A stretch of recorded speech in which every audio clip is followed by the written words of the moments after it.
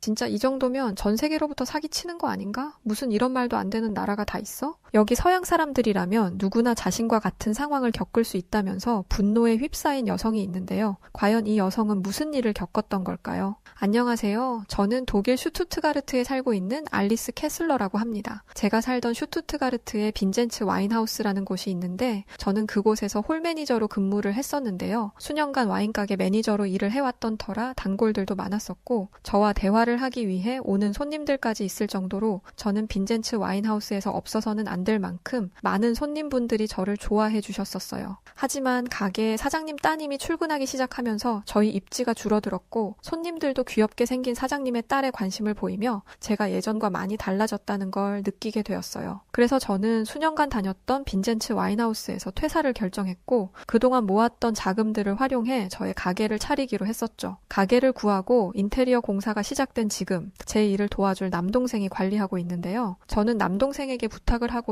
갑작스럽게 여행을 떠나게 되는데 이유는 단순했어요. 유럽인이지만 늘 유럽이 아닌 아시아 국가에 대한 관심이 많았었고 가게를 시작하면 여행 갈 수 있는 시간적 여유가 없을 것으로 생각돼서 인테리어 공사를 하는 동안 공사 관리를 남동생에게 맡기고 저는 한 달간의 긴 아시아 여행을 떠나기로 한 것입니다. 그런데 저의 이런 선택이 저에게 큰 시련을 가져다 줄 거라고는 정말 상상하지도 못했었어요. 제가 야심차게 떠난 곳은 중국인데요. 많고 많은 아시아 국가들 중에 왜 하필 중국으로 떠났는지는 지금부터 제가 하는 이야기들을 들어본다면 왜 그럴 수밖에 없었는지 이해가 가실 거라고 생각해요. 전에는 정말 까맣게 모르고 있던 내용들이었는데 저만 알아서는 안 된다고 생각했어요. 중국은 1997년도부터 구글과 같은 미국 인터넷 서비스를 원천 차단하기 시작했어요. 미국 인터넷 사용을 규제하고 정보 흐름을 통제하기 위해서 그레이트 방화벽을 운영하고 있는데요. 이 방화벽은 외부 웹사이트 접속하는 것을 차단하고 혹은 중국 정부가 원하지 않는 정보나 콘텐츠들을 막는 역할을 합니다. 그래서 중국인들은 이런 정부의 인터넷 규제 때문인지 해외 각국의 상황을 잘 모르는 까막눈들이 많이 있습니다. 실제로 중국에서 중국 사람들을 만나보면서 눈으로 정말 확인한 거예요. 그런데 중국의 젊은 사람들은 VPN을 우회하여 유튜브를 이용하기도 하는데요. 중국에서 유튜브를 하다가 적발되면 중국 정부로부터 처벌을 받는다는 거예요. 그런데 뒤늦게 알고 보니 황당하게도 이런 중국은 이런 VPN 이용권을 돈을 받고 판다는 것이었죠. 중국은 유튜브를 차단하는데 중국에는 굉장히 많은 구독자를 보유한 유튜버들이 몇몇 있습니다. 이 중국 유튜버들은 특이한 특징이 있는데요. 바로 중국인들을 대상으로 영상을 제작하지 않는다는 점이 달라요. 중국 정부에서 유튜브를 제한하고 있기 때문에 굳이 자국민들을 상대로 영상을 만들 필요가 없는 거죠. 자국민들을 상대로 하는 영상 콘텐츠라면 중국 내에 있는 어플이나 동영상 사이트에 올려야 중국인들이 볼 수 있는 거니까요. 그럼 이들은 대체 무슨 영상들을 만드는 걸까요? 구독자가 1200만 명에 이르는 중국 1위 유튜버 리츠치라는 중국인이 있어요.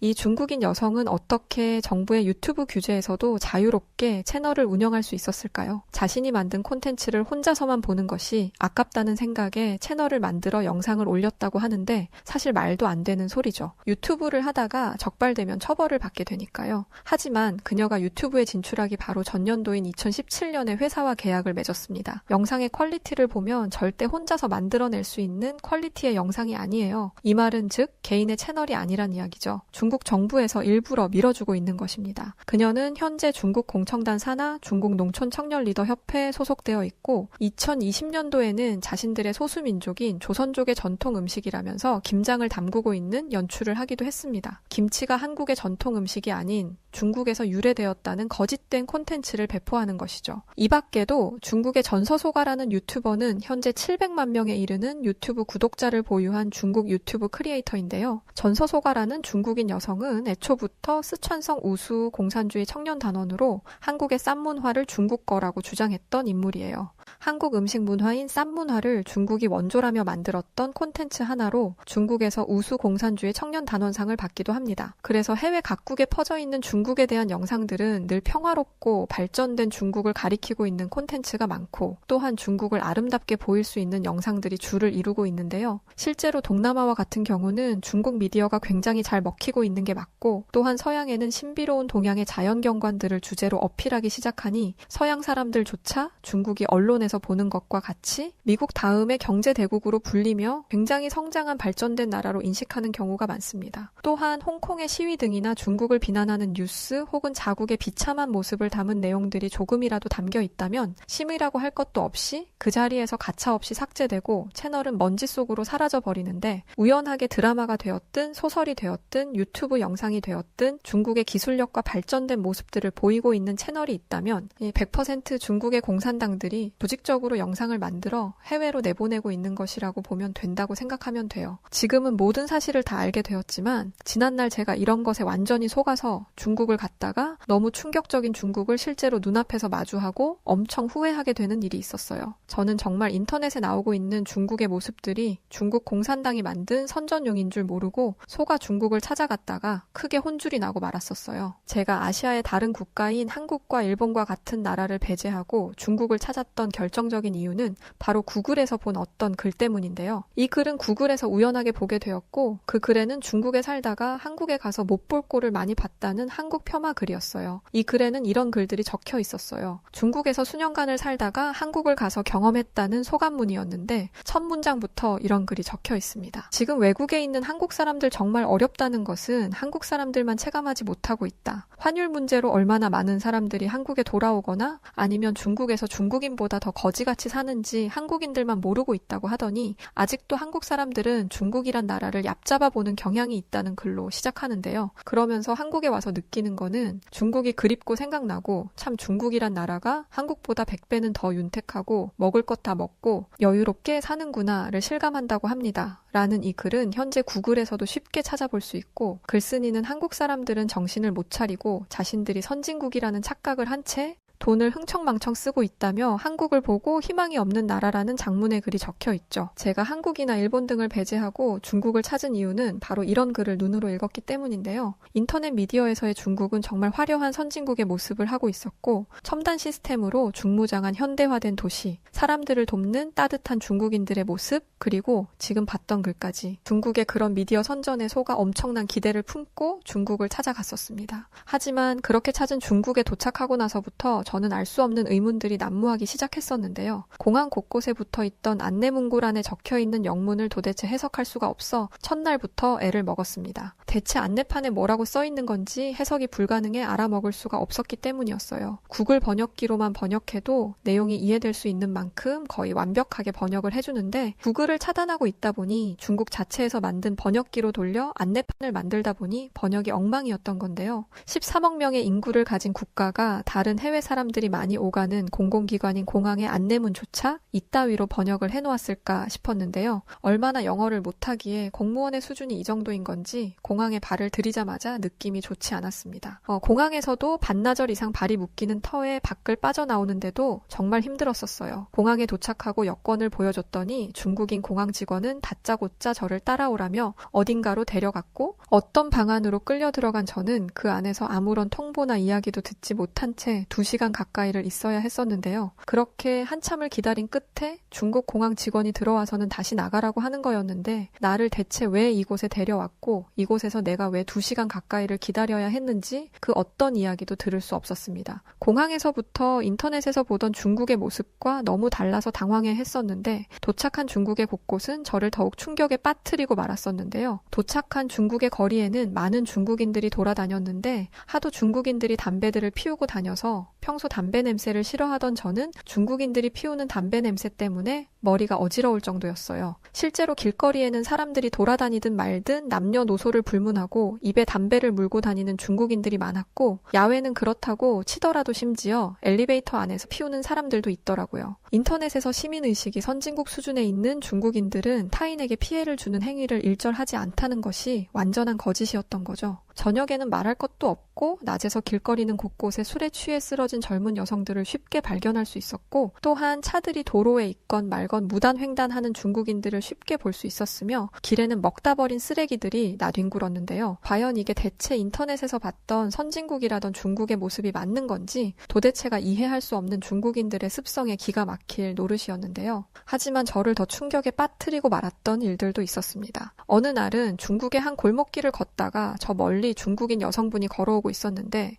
그 중국인 여성은 반대편에 사람이 걸어오고 있는데도 한치의 망설임도 없이 길거리에서 볼일을 봤었어요. 아무리 대변이 급했다고 해도 길에서 봐야 하는 상황이라면 구석에 숨던가 사람이 안 보이는 곳에 구석진 곳에서 앉아서 보던가 사실 길에서 대변을 보는 것도 사실 이해가 안 되는 상황인데 길을 걷다가 대변을 그대로 보는 중국인 여성을 멀리서 마주하고는 가던 걸음을 멈추고 그 자리에서 뒤돌아 다른 길로 가야만 했었어요. 그런데 경험한 중국은 길거리는 물론이고 엘리베이터에서도 대변을 보는 사람들이 있을 정도로 급하면 일단 싸고 본다는 이상한 습성을 가진 사람들이었어요. 더 기가 막히고 황당했던 건 제가 배가 너무 아파서 화장실에 가야 했을 때였는데요. 화장실을 찾아 들어가는데 웬 중국인 남자가 계속 저를 뒤따라와서 뭔가 싶었었는데요. 설마 화장실 안까지 따라 들어오지는 않겠지 싶었는데 제가 들어간 화장실까지 따라 들어왔고 저는 너무 놀라 뭐냐고 소리를 쳤더니 중국인 남자는 절 보고는 중국말로 뭐라고 하면서 제 얼굴에다 대고 손가락질을 하고는 그대로 제 앞에서 바지를 내리고 용변을 보는 거예요. 이게 대체 무슨 상황인지 알 수 없었던 저는 그때서야 화장실을 둘러보니 남자와 여자가 함께 이용하는 공동 화장실이었고 더 충격적이었던 건 화장실이 모두 오픈되어 문조차 없이 남녀가 함께 용변을 보던 것이었어요. 정말 그때 저는 미치는 줄 알았어요. 중국 남자들이 쳐다보고 있는데 대변을 볼 수도 없는 노릇이고 저는 화장실에서 도망치듯 나와서 최대한 택시를 타고 도심으로 이동해야 했는데요. 그나마 도심 쪽에 있는 화장실은 화장실이 개방된 건 똑같았지만 남녀가 구분되어 있었기에 그곳에서 화장실을 이용할 수 있었어요. 그래서인지는 모르겠지만 중국 사람들이 많이 붐비는 유원지 같은 곳을 가면 남자 화장실과 여자 화장실이 구분되어 있어도 여자들이 남자 화장실에 가거나 남자들이 여자 화장실에 가는 게 아무렇지 않게 이루어지고 있었는데요. 이렇게 제가 중국을 찾아갔다가 너무 황당한 사건들을 많이 겪다 보니까 그동안 제가 독일에서 봤던 영상들이나 미디어들은 대체 뭐였는지 싶었고 이런 나라에 더 있다간 제 정신이 어떻게 될 것 같다는 생각이 들어서 저는 중국을 떠나기로 하고 도망치듯 나와 다시 독일로 돌아갔는데요. 아시아 국가에 대한 좋은 시선들을 가지고 있었던 저는 중국을 경험한 이후부터 아시아라면 정말 치를 떨었을 정도로 싫어하게 되었어요. 그런데 새롭게 오픈한 와인 가게에서 함께 일하던 저의 남동생이 웬 아시아 여자를 데리고 와서는 결혼하겠다고 말한 적이 있어요. 저는 여자친구라면서 호기롭게 데려온 남동생을 밖으로 불러 정말 온갖 욕을 다하며 미쳤냐면서 하필 만나도 아시아 여자를 만나냐면서 엄청 분노했었는데요. 제가 남동생에게 더 화를 냈던 건 분명 제가 중국에서 말도 안 되는 경험들을 했던 걸 뻔히 남동생에게 모두 이야기해줬었는데도 불구하고 저에게 아시아 여자를 소개를 해주고 있으니 정말 기가 찰 노릇이었던 거죠. 남동생은 자신의 여자친구는 중국인 여성이 아니라 한국인 여성이라면서 오해하지 말라고 했지만 한국이나 중국이나 다 같은 아시아 국가인데 나라가 다르면 틀리냐면서 당장 헤어지라고 말하며 남동생에게 단호하게 교제하는 걸 반대했었어요. 하지만 남동생은 저의 이런 반대에도 끝끝내 만남을 이어갔고 헤어지지 못하겠다면 내 앞에 나타나지도 말고 더 이상 와인 가게에도 오지 말라면서 남동생을 밀어냈는데요. 그 이후로 저는 남동생을 만날 수가 없었는데 왜냐면 남동생이 그 한국인 여성과 함께 한국으로 가버렸었기 때문이었어요. 친동생이었지만 어차피 동생이 선택한 삶이니 한국에 가서 제가 중국에서 경험했던 것처럼 지옥을 만나본다면 분명 다시 돌아올 거라고 생각하고는 신경도 쓰지 않고 있었어요. 그러던 어느 날이었죠. 동생에게 이메일이 왔었고 이메일 안에는 한국에서 여자친구와 찍은 사진과 한국을 다니면서 찍은 동영상들이 담겨 있었는데 저는 그 사진들과 동영상을 보고 정말 너무 큰 충격에 빠지고 말았었는데요. 사진 속에 한국은 제가 경험했던 중국과는 너무 다른 모습들이 담겨 있었기 때문이었어요. 동생이 보낸 메일을 보자마자 저는 동생에게 전화를 걸었고 이런 사진과 영상을 보내주면 내가 허락할 줄 알았냐면서 내가 경험한 중국의 수도였던 베이징과 같은 최대 도시는 너가 보내준 사진에 있는 것처럼 현대화된 도시의 모습이었다면서 아마 서울을 조금만 벗어나도 이 누나가 경험했던 것처럼 말도 안 되는 지옥들이 있을 거라고 앞으로는 이런 사진과 영상들을 보내지 말라고 이야기했습니다. 제 이야기만 하고는 저는 그렇게 전화를 끊어버렸는데 얼마 뒤 동생에게 한 통의 문자를 받고 심각하게 고민하게 되고 말았었는데요. 동생이 저에게 보낸 문자에는 자신은 지금 서울에 있지 않고 서울에서 조금 떨어진 인천에 있다고 했던 것이었는데요. 자신이 경험한 한국은 서울을 벗어나 어디를 다녀도 서울과 비슷하게 모든 도시가 현대화되어 있다는 믿을 수 없는 메시지를 보냈기 때문이었어요. 동생이 떠난 한국은 유튜브나 구글과 같은 인터넷 미디어에서 엄청난 성장과 발전을 이룬 대단한 국가라는 걸 한눈에 볼 수 있었는데요. 하지만 이미 중국이라는 나라에게서 제대로 한번 속아본 경험이 있기 때문에 한국도 선전용 영상들을 유럽에 내보내는 광고들일 것이 분명하고 실제 한국의 실상은 중국처럼 처참할 거라고 생각했었기 때문에 절대 믿지 않았었습니다. 그런데 한국으로 간 동생이 직접 찍은 사진들과 영상들은 직접 찍은 것들이기 때문에 거짓일 수가 없었었죠. 그래서 저는 머릿속이 엄청 혼란스러웠었어요. 하루는 안 되겠다는 생각에 가게를 잠시 개인 사정으로 3일간 문을 닫기로 하고 짧게 동생이 있는 한국을 직접 가보기로 했었는데요. 도착한 한국의 공항은 실제로 제가 인터넷에서 봤던 공항처럼 엄청나게 크고 쾌적한 곳이었어요. 제가 살던 독일의 공항과는 비교할 수 없었고 지옥을 경험했던 중국 공항 역시 한국의 공항과는 비교 대상이 아니었어요. 짐을 수령하는 수화물 벨트조차도 규모가 엄청나더군요. 분명 중국처럼 미디어 상에서만 최첨단을 떠들고 있을 거라고 생각했던 제가 중국을 경험했던 것 하나만으로 너무 경솔하게 한국을 판단했던 게 아니었나 하는 생각이 드는 순간이었죠. 공항을 나와 동생에게 전화를 걸었고 예고도 하지 않고 무턱대고 찾아간 터라서 동생도 제가 한국에 왔다는 소리를 듣고는 놀라더군요. 그러면서 자신이 여자친구와 공항에서 멀지 않은 곳에 있으니 데리러 오겠다고 했었는데 저는 주소를 알려주면 내가 알아서 찾아갈 테니 문자를 보내놓으라고 이야기했었습니다. 공항에 있는 버스를 타고 저는 동생이 있다던 인천 송도로 가게 되었는데요. 송도라는 곳에 도착하고 저는 깜짝 놀랄 수밖에 없었어요. 제가 독일에서 인터넷 미디어를 통해 봤던 한국의 모습보다 더 송도라는 곳이 첨단화된 도시처럼 보였고 모든 곳들이 선진 현대화가 꼭 들어맞는 것 같은 도시 미관을 가지고 있었기 때문이었어요.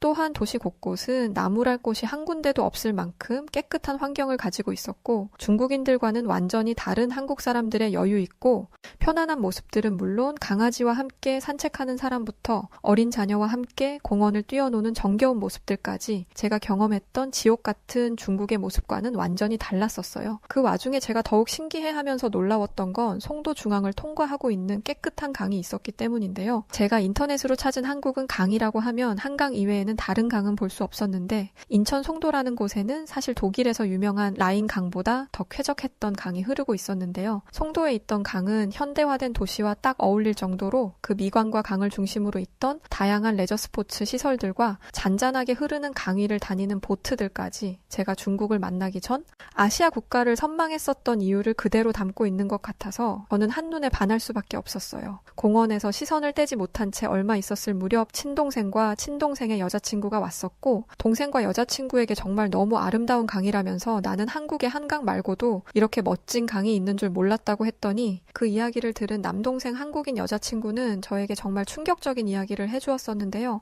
한국에는 한강뿐만 아니라 정말 아름다운 강들이 많이 있다고 하면서 지금 보고 있는 건 사실 강이 아닌 해수를 끌어올려 만든 창의적인 해수공원이라는 설명 때문이었어요. 이 해수공원은 한국은 여름이면 햇볕이 강하기 때문에 그런 열섬 현상을 예상하고 그걸 예방하기 위해서 창의적으로 만든 공원이라는 이야기를 듣고 나니 정말 어떻게 한국인들은 이런 생각까지 할 수 있는지 저를 더욱 놀라게 했었습니다. 그러면서 내가 생각을 완전하게 잘못하고 있었구나 라는 생각을 하게 되었었고 독일에서 한국인 여자친구를 상대로 중국과 다르지 않을 거라며 반대하며 몰아세웠었던 제가 부끄럽다는 생각이 들어서 남동생의 여자친구인 한국인 여성분에게 저는 그 자리에서 지난날 자신이 오해해서 미안하다며 사과했었는데요. 한국인 여성분은 괜찮다면서 아마 서양분들은 중국의 그런 선전용 미디어들 때문에 피해보거나 속는 사람들이 많은 걸로 안다면서 오히려 저에게 뒤늦게라도 이렇게 모든 사실들을 아시게 된 것 같아서 기쁘다고 이야기해주더군요. 그렇게 이야기하는 남동생의 한국인 여자친구 뒤로 반려견과 산책하던 한국인 엄마와 유치원생으로 보이는 꼬마아이가 있었는데 옆에 있던 반려견이 대변을 보자 그 모습을 지켜보던 한국인 꼬마아이는 휴지를 꺼내더니 대변을 감싸주어 봉투에 담는 믿기 힘든 모습을 보여줬는데요. 그 모습을 보면서 저렇게 어린아이들까지 선진국다운 성숙한 시민의식을 보여주는데 다 큰 중국의 성인 여성이 길을 가다 말고 길에 대변을 봤던 모습들이 교차되면서 참 같은 아시아 국가지만 이렇게 다를 수 있는 걸까라는 생각이 들면서 한국의 선진 문화에 놀라움을 금치 못했습니다. 독일에서 지금 와인바를 혼자 운영하고 있는데요. 동생은 그때 만났던 한국인 여자친구와 결혼을 준비 중에 있었기 때문에 잠시 혼자서 와인 가게를 운영했기 때문이에요. 하지만 결혼식을 독일과 한국 두 군데 모두에서 치를 예정이라서 본의 아니게 저는 또 한 번 동생의 결혼식에 참석하기 위해서 한국을 가야 하는데요. 제가 결혼식을 하는 것도 아닌데 전 단지 한국을 다시 갈 수 있는 기회가 생겼다는 것 자체만으로도 너무 좋아서 요즘은 제가 운영하는 와인 가게에도 한국 노래를 틀어놓고 하고 운영할 정도로 한국이라는 나라를 좋아하게 되었습니다. 자, 오늘은 서양에 퍼져 있는 중국의 선전에 속아 생지옥 같았던 중국을 경험했던 알리스 캐슬러 씨의 이야기를 담은 사연이었습니다. 오늘 사연 어떻게 들으셨나요? 오늘의 사연이 마음에 드셨다면 구독과 좋아요 눌러주시고요. 구독과 좋아요는 해외 다양한 감동적인 사연들을 소개해드릴 수 있는 힘이 됩니다. 그럼 지금까지 여우튜브 송은지였고요. 끝까지 시청해주신 모든 분들 감사합니다.